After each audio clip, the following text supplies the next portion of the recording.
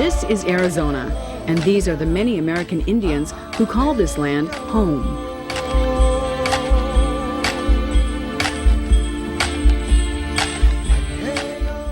Shamai Masma, and welcome. My name is Vivian Juan Saunders, chairwoman of the Thon O'odham Nation.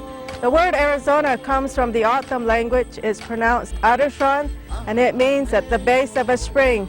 Welcome to Arizona, Adushan.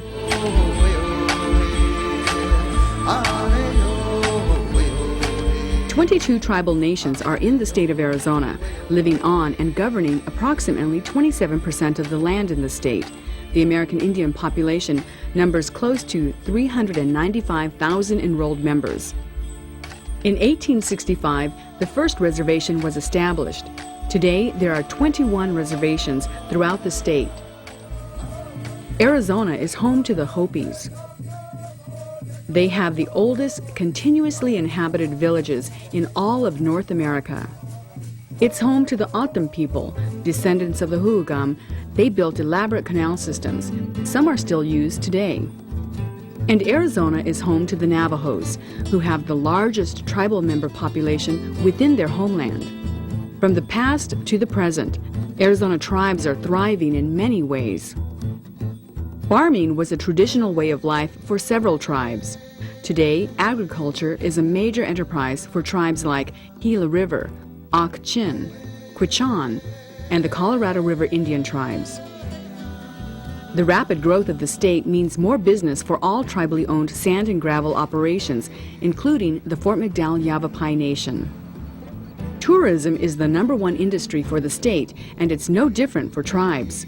People come to enjoy the Grand Canyon, home of the Havasupais and the Wallapais, who own a river rafting company on the Colorado River. Their neighbors, the Kaibab Paiute tribe, are also expanding into tourism. The San Juan Southern Paiutes are the only tribe in Arizona without a land base. They are known for their hand-woven baskets.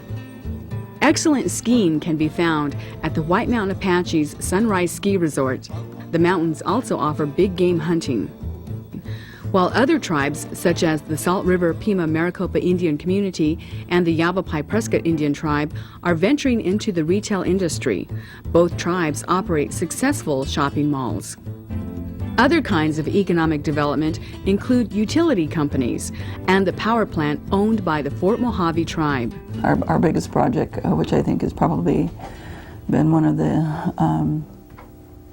probably the most looked after project, throughout Indian country, has just been our lease with the Calpine Corporation, which we built a 540 megawatt natural gas-fired electric generating plant on our reservation. Near Yuma in southern Arizona, people can park their cars in a lot owned and operated by the Quechans and walk into Mexico to shop. And of course, many tribes are involved in gaming. In fact, 15 tribes in Arizona operate casinos, and that includes the Tonto Apache, San Carlos Apache, Yavapai Apaches in Camp Verde, Tohono O'odhams, and Pasco Yaquis. Before gaming, we had nothing. I mean, we were a poor tribe. We have a small land base. We didn't have any economic development. And then when we got gaming, gaming has been the driving force in our economic diversification. Gaming has also helped tribes improve services to their people. Computer centers, heritage centers, hospitals, clinics, and new housing all exist due to gaming revenue. All this success doesn't happen independently. It takes unity among tribes and cooperation in working to achieve similar goals. In 1952, Arizona tribal leaders realized this and formed an association. It was designed to unite tribes and combine their efforts to address issues that affect them collectively and individually. Good morning, Intertribal Council of Arizona. May I help you? This was the beginning of the Intertribal Council of Arizona. May I tell her who's calling? Good morning. Good morning. With decades of experience behind them, ITCA now operates dozens of programs with tribal governments. ITCA also takes the lead in organizing tribes in the political process. They conduct voter education and registration drives. Tribes in Arizona have come a long way, especially when you consider they only established their right to vote in 1948. Today, 60% of the American Indian population in Arizona is under the age of 18, a fact not lost on politicians. The candidates that are lining up, they realize the power to end a vote. We're talking about the presidential candidates, state candidates, and congressional candidates. They're all contacting the Intertribal Council of Arizona to meet the native tribes in Arizona. And this is a start. We need to put our people in office who want and who will support Native Americans, not only in Arizona but across the country. More recently, in order to address gaming issues, the tribes formed the Arizona Indian Gaming Association. A yes vote on 202 is needed to allow Indian gaming to continue. The tribes, through this association, campaigned for Proposition 202, which provided for the renewal of gaming compacts. Through AIGA, with a gaming compact, we had to remember we had to stay unified as tribes in Arizona to get our compact passed to the state. This is what we did. It was a major accomplishment. We had a lot of problems. We had to sort out the issue of state revenue sharing. A lot of the tribes didn't agree to it, but we realized that in order to get this passed through initiative, we're going to have to probably had to get something back in return. Prop 202, I think, is, all the tribes. I think the big significant thing there was that all tribes came united. Majority of them came united for one cause. And, when you join an organization, majority rules. And you might not agree on every issue, but you have to make concessions. And that's what we did. And we were united for a cause. ITCA and AIGA also worked together on the Arizona Indian Voters Convention and an annual visit to Washington, D.C. called Legislative Impact Week. This is set up by Intertribal Council of Arizona. They make the scheduling, and we meet our congressional leaders and talk about issues that are affecting Indian nations and issues affecting individual tribes in Arizona, and we discuss this with our congressional leaders.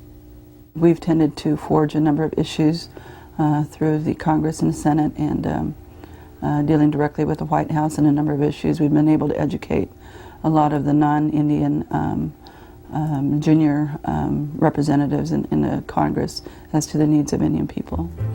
The most recent tribal land established in Arizona was granted to the Zunis in 1984 for religious and sustenance activity. ITCA and tribal unity is strong when it comes to fighting for sacred sites. Through ITCA, Intertribal Council of Arizona, they passed resolutions supporting us. That helped us a lot. The California legislature recently passed a bill protecting Indian Pass, our most sacred site of our people. Tribal unity also helped preserve the grounds of Phoenix Indian High School, a former BIA boarding school. When the U.S. Congress traded the land, ITCA led the fight to ensure that tribes continue to receive the benefits for educating American Indian youth. Today, a trust fund of $33 million has been established for all member tribes of ITCA and the Navajo Nation. Arizona tribes have found a way to work together, yet recognize and respect their cultural differences. Our people have always said that it was important to always work together. And this concept of unity is so important in this changing world. Yes, we have our diversity. Yes, we have the uniqueness of our cultures. But when it comes to accepting and confronting the challenges of today's world, we need to come together. We need to work together. Respecting, too, the men and women who have fought for their true homeland. When they talk about homeland security, we are homeland security and have been, for many centuries. Per capita, American Indians have the highest rate of military service to this country than any other ethnic group. Arizona is home to 3 tribes who gave this country code talkers in World War II, the Navajo, Hopi, and Pima. And now, the memory of Lori Ann Paestiwa will live on. She's the only female troop killed in action in Operation Iraqi Freedom. and she's the first American Indian woman believed to have died in action while serving in the United States Armed Forces. It recognizes and a woman that I feel just, emulates, the whole reason why we're here today, because of her willingness to go out there and fight, for her homeland. The tribes in Arizona, individually and collectively through ITCA, backed Governor Janet Napolitano when she proposed a name change. This major landmark in Phoenix is now Paiyestiwa Peak. We ansa itamana Lori Paiyestiwa. Yap nutum tu kat awa nuftakai. Ipu minutum naya tot pamukyo kaahway pita. Nok ansa pampas yap katsi tabiok pa uwi yap itam samatak sohkewat sinum. Imo itasolaw may tutwa. Nok itam yap ansa piu Phoenix yap itam tukuy pam Squaw Peak yan matiu. Pam itam mayutasin mo amamay hapitu at kalomat yokte nok payas itam uwi kasus te wantot. Ansa put itam piu hinwat tingoyan ni ka nok. Pam kaaw aniw tiyak pu ansa yap ita Governor Janet Napolitano. Tiwat kepi ang wiwa ka pam tiwat put tiwanta nok. Itam samatak payap sohkewat sinom. Piu uwi matoy ay tiwat itam halay to tika. Itam paangwayak samata yap hakampu aw aniw ti nok. Pam pu uwi Paiyestiwa Peak yan pu matsiw nok. Ne ang wiwa ni nok. Itam uwi yasan nok putak itam nanamit tumakyan. Itam put ansa uwi ang wiwaya Paiyestiwa Peak ang wiwaya itam put muti wiwayan ansa itaman ay.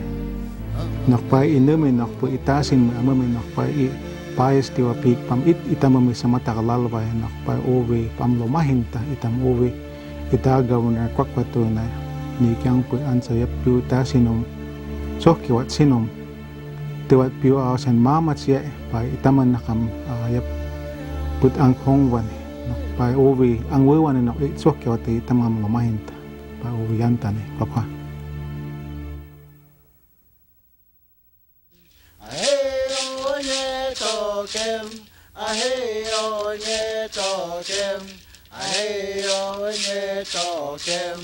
Kama kayay wadem, kuk nyan bom. Kama kayay wadem, aheyo nye tokem, aheyo nye tokem, aheyo nye tokem. Kama kayay wadem, kuk nyan bom. Kama kayay wadem.